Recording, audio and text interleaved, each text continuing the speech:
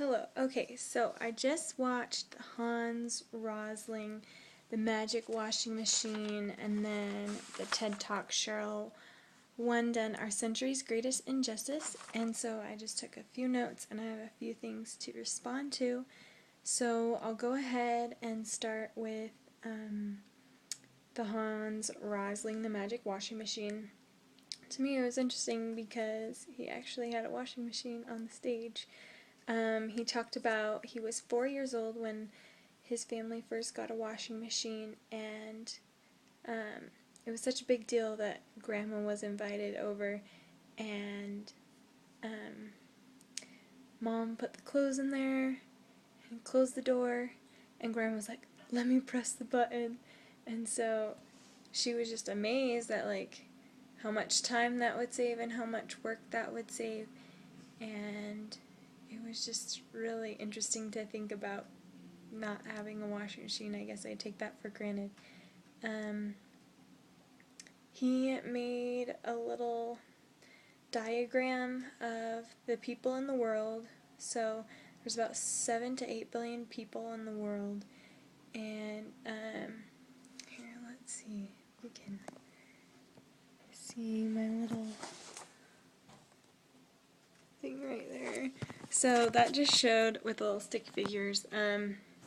2 billion people live beneath the poverty line, and so that's under $2. And then 3 people live in an area of just above $2 but below $40. And so at $40 it's the wash line, and then 1 billion people lived between the $40 and the $80, and the $80, above $80 is the airline. So the 1 billion people that live above the airline have all sorts of amenities. Like, he showed different kinds of machines, he showed airplanes, just anything, like all the machines that we have. There's just so much going on. He made a point that was really interesting. He said even the green movement people use washing machines. So even the people that are like, save the world, green, save the trees, blah, blah, blah, like, they're still using washing machines. So he said that in 2010, there were 12 units of energy being used, and he said in 2050 there's going to be 22 units used, and he said that's going to make a real difference.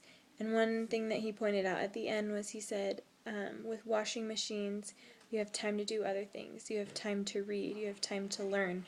So that was really interesting.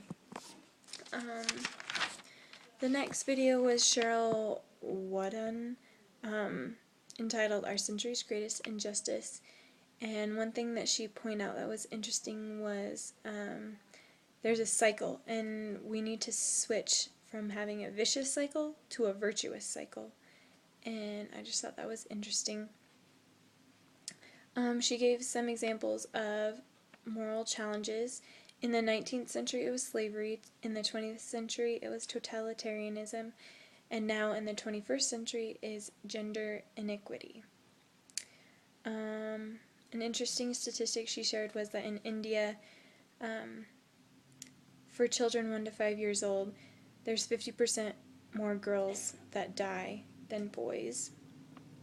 And she said poverty comes because of overpopulation, not spending wisely, and people thinking that women are the problem, but really women are the solution. And she gives some points about sex trafficking and how during slavery a slave would be worth the equivalent of today's $40,000, but now a girl is worth only a few $100s. So that was interesting. Another point was maternal mortality, and it says in Niger 1 in 2 women die, so that is really sad. And then